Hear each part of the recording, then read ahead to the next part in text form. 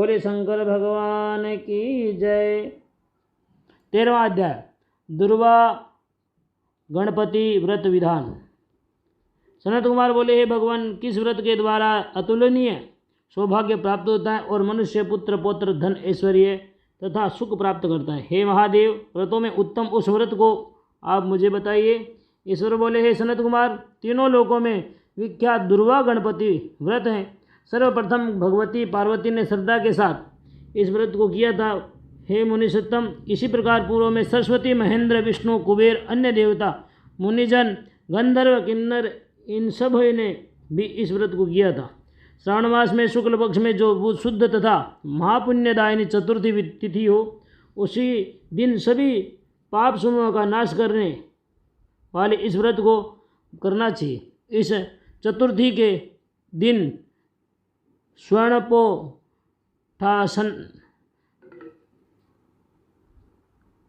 पीठासन स्थित एक दंत गजानन विघ्नेश की स्वर्णमय प्रतिमा बनाकर उसके आधार पर स्वर्णमय दुर्वा की व्यवस्थित करने के पश्चात विघ्नेश्वर की रक्त वस्त्र से वेष्टित ताम्रमय पात्र के ऊपर रखकर सर्वतोभद्र मंडल में रक्त पुष्पों से अपामार्ग समी दुर्वा तुलसी बिल्व पत्र इन 5 पत्रों से अन्य उपलब्ध सुगंधित पुष्पों से सुगंधित द्रव्यों से फलों से तथा मोदकों से उनकी पूजा करनी चाहिए और उसके बाद उन्हें उपहार अर्पित करना चाहिए। इस प्रकार अनेक उपचारों से श्री गिरिजापुत्र विघ्नेश की पूजा करनी चाहिए।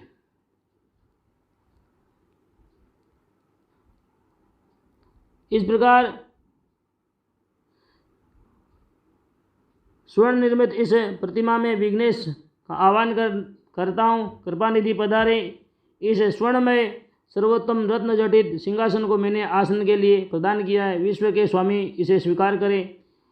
हे उमासुत, आपको नमस्कार है। हे विश्व व्यापिन, हे सनातन, मेरे समस्त कष्ट समूह को आप नष्ट कर दें। मैं आपकी पाद्य समर्पित करता हूँ। गणेश्वर देव, उमापुत्र तथा मंगल का विधान करने वाले को यह अर्घ्य प्रदान करता हूँ। हे भगवान, आप मेरे इस अर्घ्य को स्वीकार करें। विनायक, सूर तथा वर प्रदान करने वाले को नमस्कार है।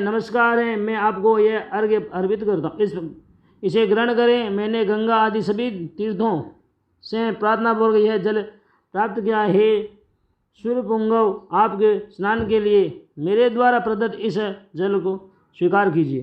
सिंदूर से चित्रित था, कुंकुम से रंगा हुआ था, वह वस्त्र युग्म आपको दिया गया है, इसे आप ग्रहण करें। लंबोदर तथा सभी विघ्नों का नाश करने वाले देवताओं को नमस्कार है। उमा के शरीर के मल से आविर्भूत हैं। गणेश जी, आप इस चंदन को स्वीकार करें। हे सुरेश्वर, मैंने भक्ति के साथ आपको रक्त चंदन से मिश्रित अक्षत अर्पण किया है। हे सुरसत्तम, आप इसे स्वीकार करें।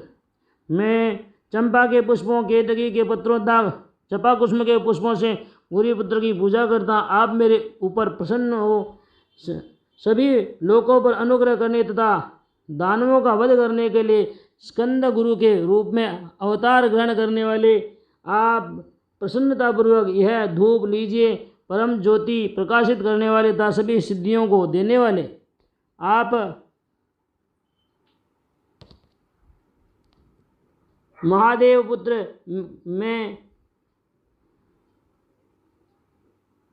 दीप अर्पण करता हूँ। आपको नमस्कार है। तत्पश्चात गणानाम त्वा इस मंत्र से मोदक, 4 प्रकार के अन्न, पक्ष्य, भोज्य, ले, सोष्य, पायसता, लड्डू आदि का नैवेद्य अर्पण करें।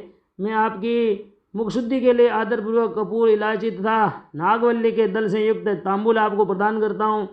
हिरण्यगर्भ के गर्भ में स्थित अग्नि के स्वर्ण बीज की मैं दक्षिणा रूप में आपको प्रदान करता हूँ, अतः आप मुझे शांति प्रदान कीजिए। हे गणेश्वर, हे गण अध्यक्ष, हे गौरीपुत्र, हे गजानन, हे इवानन, आपकी कृपा से मेरा व्रत पूर्ण हो। इस प्रकार अपने सामर्थ्य के अनुसार विघ्नेश का विधिवत पूजन करके उपस्कर निवेदित सामग्री सहित गणाध्यक्ष को आचार्य को लिए अर्पण कर देना चाहिए। उनसे प्रार्थना करें, हे भगवान, हे ब्राह्मण, दक्षिणा सहित गणराज की मूर्ति आप ग्रहण कीजिए। आपके वचन से मेरा यह व्रत आज पूर्णता को प्राप्त हो। जो मनुष्य 5 वर्ष तक इस प्रकार व्रत करके उद्यापन करता है वह वांछित मनोरथों को प्राप्त करता है और देहांत के बाद शिवलोक जाता है। अथवा 3 वर्ष तक जो इस व्रत को करता है वह भी सभी सिद्धियां प्राप्त करता है। जो व्यक्ति उद्यापन के बिना ही इस उत्तम व्रत भी करता है, विधि के अनुसार भी उसको जो कुछ किया हुआ होता है वह सब निष्फल हो जाता है। अब उद्यापन की विधि बताई जाती है। उद्यापन के दिन प्रातःकाल तिलों से स्नान करें। तदनंतर बुद्धिमान मनुष्यों को चाहिए 1 पल अथवा आधा पल अथवा उसके भी आधे पल स्वर्ण की गणपति प्रतिमा बनाकर पंचगव्य से स्नान कराकर भक्तिता श्रद्धा के साथ इन 10 नाम मंत्रों से दुर्वादलों से सम्यक पूजन करें। हे गणाधीश, हे महापुत्र, हे अघनासन।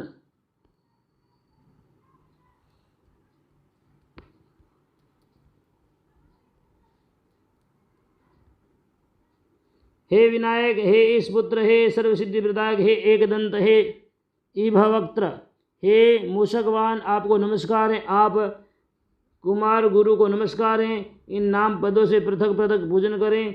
प्रथम दिन अधिवासन करके प्रातःकाल गृह होम करके दुर्वादलों तथा मोदकों से होम करना चाहिए।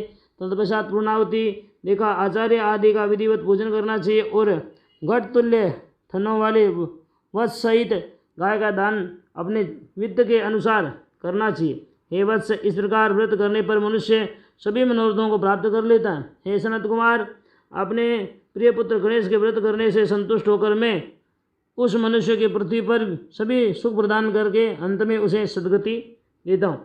जैसे दुर्वा अपनी शाखा प्रशाखाओं के द्वारा वृद्धि को प्राप्त होती, उसी प्रकार उस मनुष्य की पुत्र पौत्र आदि संतति निरंतर बढ़ती रहती है। हे संत कुमार, मैंने दुर्वा गणपति का यह अत्यंत गोपनीय व्रत का है।